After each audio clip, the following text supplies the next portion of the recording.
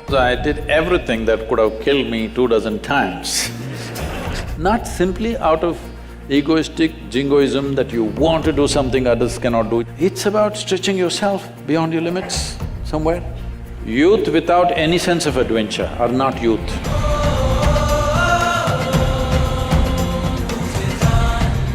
First question is from Georgie. Sadhguru, we know that you are always a game for adventure, but many young people mindlessly get into adventure sports and even lose their lives in the process. What is your suggestion for the youth who get into adventure sports? Well, I have no right to advise anybody on this arena because I did everything that could have killed me 2 dozen times. But I'm here somehow. So, see, when we say adventure, you can have ventures in your life or you can have adventure.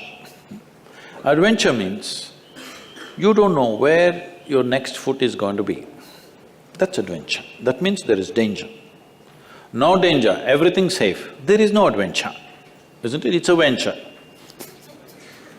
I'm not against ventures, but you're talking about adventure. That means you want to step into something that you don't know, isn't it? If you step into what you know, unpredictable, that's not an adventure, that's just an activity.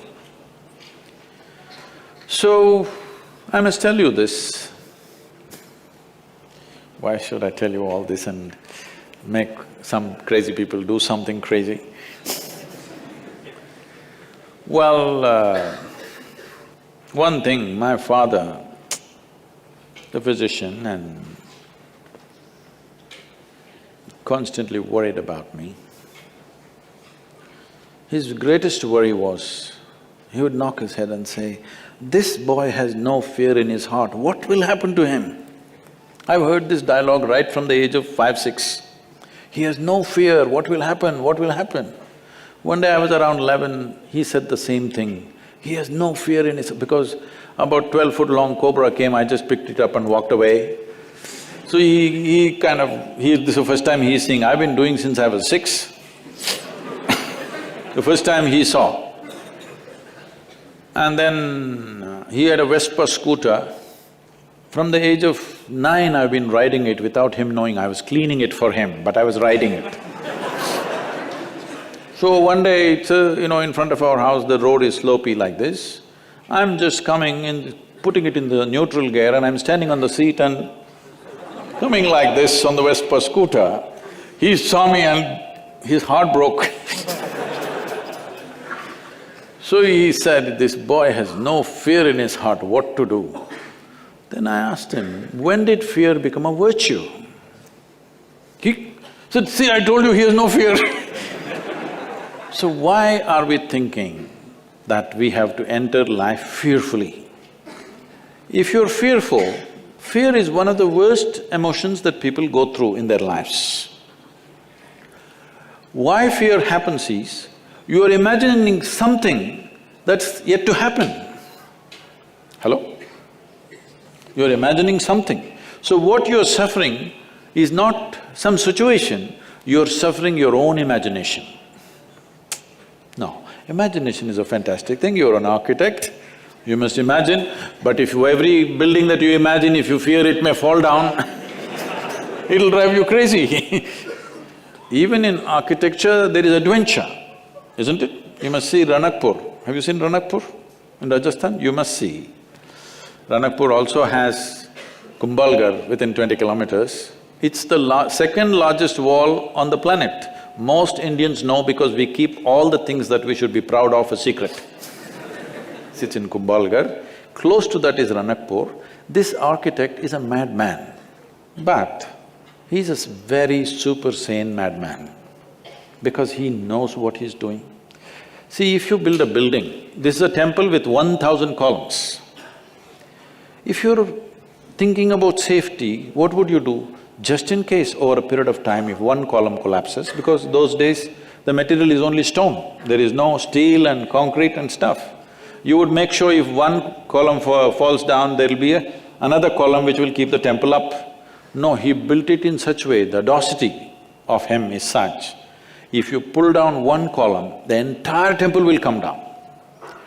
His pride in his intelligence and capability is such that he made it in such a way, if one column comes, the temple should not exist. And it's standing for over 500, 600 years without any issue. You will see something like that in the yoga center. We built an elliptical dome, no steel, no concrete. And at the top, it's only 8 inches thick. And just to freak people, I left a 9 feet diameter hole. People said, this will going to collapse. It will not collapse. If you don't have any adventure in your life, in whatever you do, it doesn't matter, in every sphere of life, there is room for adventure.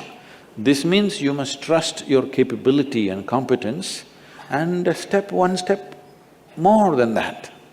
There is a risk, of course. If there is no risk, there is no adventure, isn't it?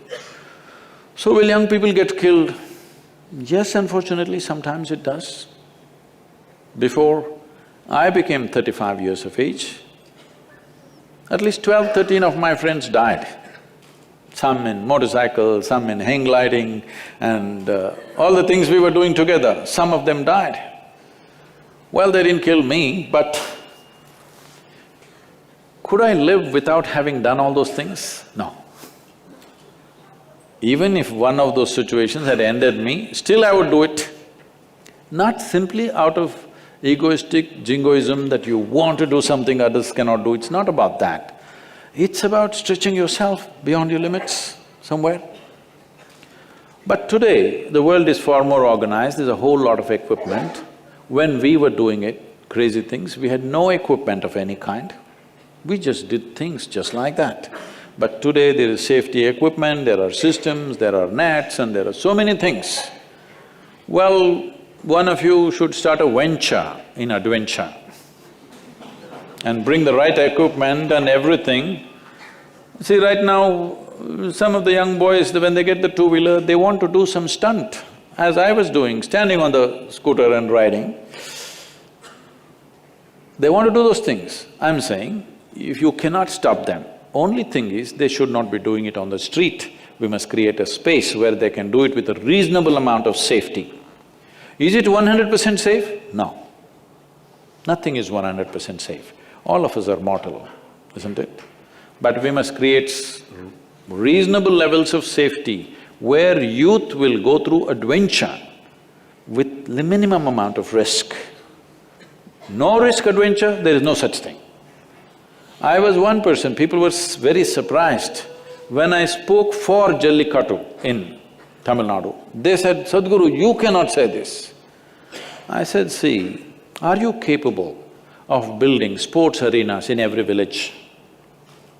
Can you make them play football, this one, adventure sport, everything in the villages, can you? There's really nothing. The only thing that they have is a traditional sport where once a year they play, which is risky, of course, but it comes from a tradition of doing something. It's risky for the animal, it's risky for the man, actually more risky for the man than the animal. When I spoke for it, everybody resisted, you can't say this. I said, see, youth without any sense of adventure are not youth. You can already bury them as old men. They have to do something. But this does not mean they have to do wild things on the street.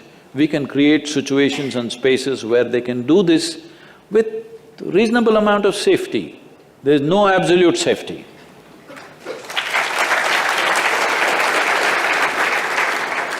Some of the parents who are here don't approve of this, but otherwise they'll do it somewhere where you can't see. This is one thing I noticed in United States, especially our center is in Tennessee, so I'm just seeing this. If you go to your shop, I go to your motorcycle shop and I see they made motorcycles for 3-year-olds. They actually built motorcycles for them. 3-year-olds are riding full on in the dirt bikes. I thought this is great, parents are standing there fully helmeted, jacketed, everything, they're riding. This is great because this needs to happen. Otherwise, they will do something wild when they are 15, 16, without any training, without any preparation, without the safety equipment, then we don't know how it'll end.